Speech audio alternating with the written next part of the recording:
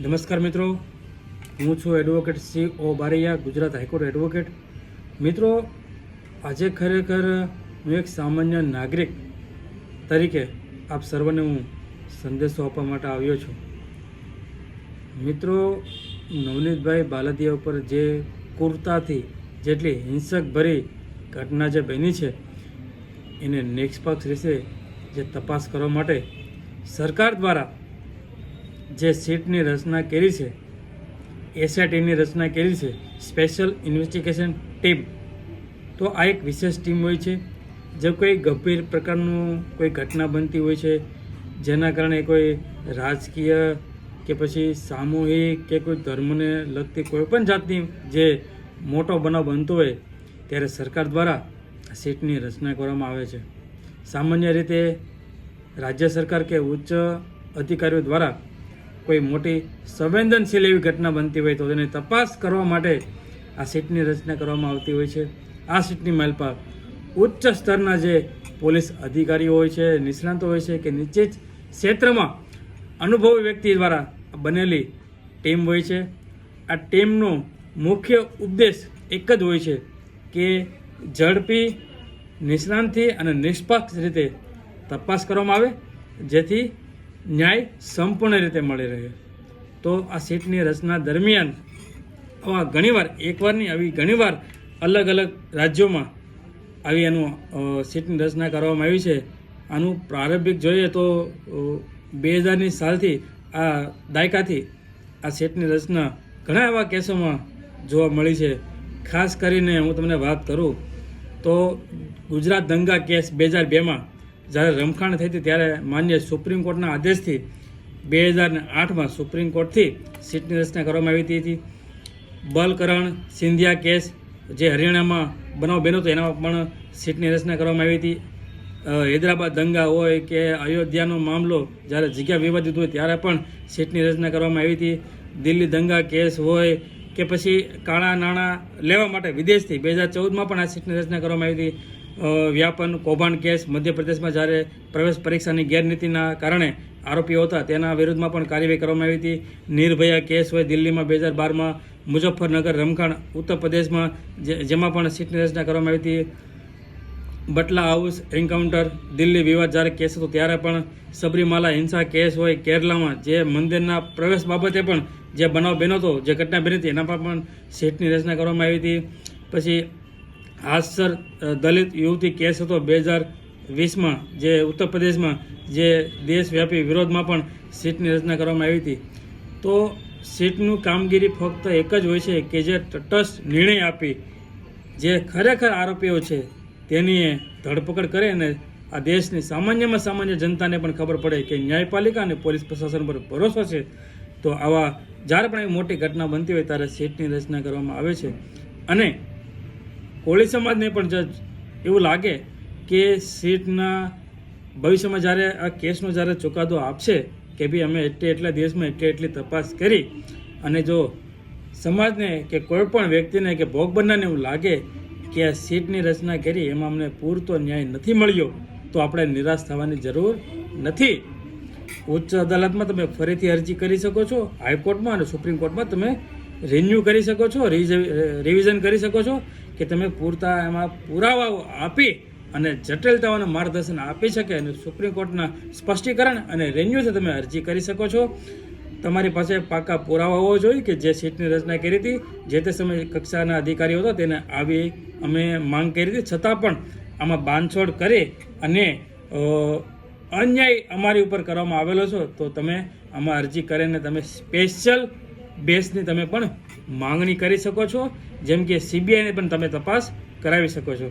તો ઘણીવાર આવા એસઆઈટીની ટીમની રચના કરી તો તેમાં ઉપર તમને દર્શાવી એ પ્રમાણે તમને સીટની રચના કરાય ત્યારે જો કોઈ ચોક્કસ ચુકાદો આવે તો રાજ્ય સરકાર કે પછી સરકાર દ્વારા અમને સ્પેશિયલ એવોર્ડ પણ આપવામાં આવે છે. ખાસ કરીને જો કોઈ વ્યક્તિ પહેલેથી જ આ ઘટનામાં જે અધિકારીઓ દ્વારા જે બાંધછોડ કરવામાં આવી છે ને તો એમના વિરુદ્ધમાં પણ કાયદેસરની કાર્યવાહી થશે ને થશે. કારણ કે સીટની રચના કરી પીઆઈ અને ડીવાયએસપીને જે ભવિષ્યમાં પીએ સાહેબને તો બોલાવ્યા છે, પણ ભવિષ્યમાં જ્યારે જરૂર પડશે તો ડીવાયએસપીને પણ આમાં તપાસ માટે બોલાવી શકે છે, આવું મને લાગે છે.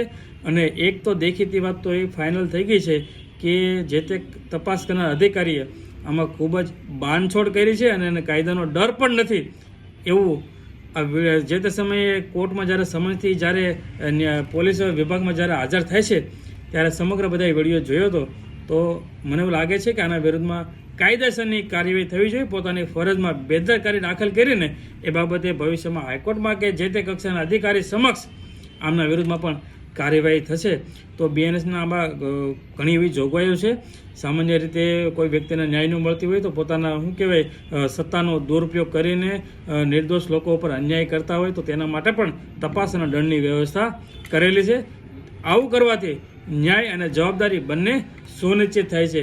બીએનએસના ઘણા અલગ અલગ કાયદાઓ છે જે ઘણીવાર અધિકારીઓ દ્વારા કરવામાં આવતી ન્યાયના વિરોધમાં કોઈ જાતની કાર્યવાહી કરવી, કાયદાનો દુરુપયોગ કરવો કે કોઈ પણ પ્રકારની ભ્રષ્ટાચારી જેવી પ્રવૃત્તિ કરવી, તો તેના માટે પણ કાયદાની જોગવાઈ છે. તો હાલ આ લડાઈ મને એવું લાગે છે ક્યાંક ને ક્યાંક હવે સત્ય અને ધર્મ ઉપર વહી ગયું હોય ને એવું લાગે છે. જ્યારે મિત્રો સત્ય અને ધર્મ ઉપર વાત આવે ને ત્યારે એક જ વસ્તુ આપણને યાદ આવે છે, શ્રીમદ ભગવદ્ ગીતા.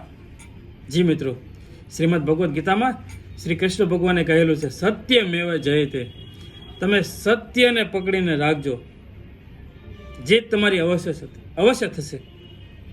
આ શ્લોકથી લોકો માટે પ્રેરણા આપે છે અને સત્ય તરફ દોરી જાય છે. મિત્રો, શ્રીમદ ભગવદ્ ગીતામાં શ્રી કૃષ્ણ ભગવાને ચોખ્ખું કહેલું છે કે તમે તમારા કર્મો પર તમારો અધિકાર છે, ફળ પર તમારો અધિકાર નથી. પણ જો તમારો સત્ય, તમારો ધર્મનો માર્ગ દ્રઢ રહેશે તો તમને સંપૂર્ણ પ્રેરણા મળશે અને સત્ય તરફ તમને અવશ્ય લઈ જશે. તો શ્રી કૃષ્ણ ભગવાને બીજા શ્લોકમાં પણ એવું કીધેલું છે કે જે વ્યક્તિ સર્વ પક્ષોથી મુક્ત હોય અને પોતાની ઈચ્છાઓથી પાર હોય તે વ્યક્તિ સત્ય અને ધર્મનો સાચો અનુગામી હોય છે. જી, તો આપણે સત્યના માર્ગ ઉપર ચાલવાનું છે, કોઈ પણ જાતનો વર વિગ્રહ કરવાનો નથી.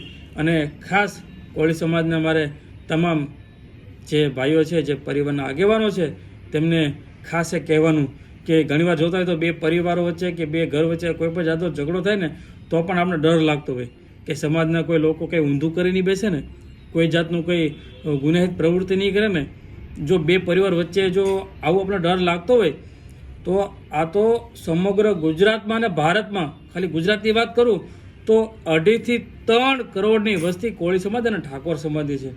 તો એ એટલી સત્યતાથી અને કાયદામાં રહીને જે શાંતિથી બેઠા છે, તો એમના માટે હું સો સલામ કરું છું. આવા આગેવાનો, આવા જે શિક્ષિત લોકો છે અને આ સમાજના જે ધારાશાસ્ત્રીઓ છે અને જે નેતાઓ છે, આ તમામ વ્યક્તિને હું ખરેખર દિલથી અને બે હાથ જોડીને વંદન કરું છું કે આવીને આવી શાંતિ, સુરક્ષા આપણા માટે સત્ય તરફ આપણે લઈ જઈએ એ માટે ખાસ જાળવી રાખજો.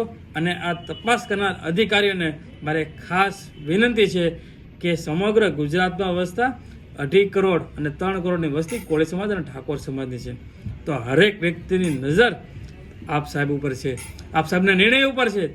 આપ સાહેબ જે પણ નિર્ણય આપશો એ અમે આશા રાખીએ છીએ.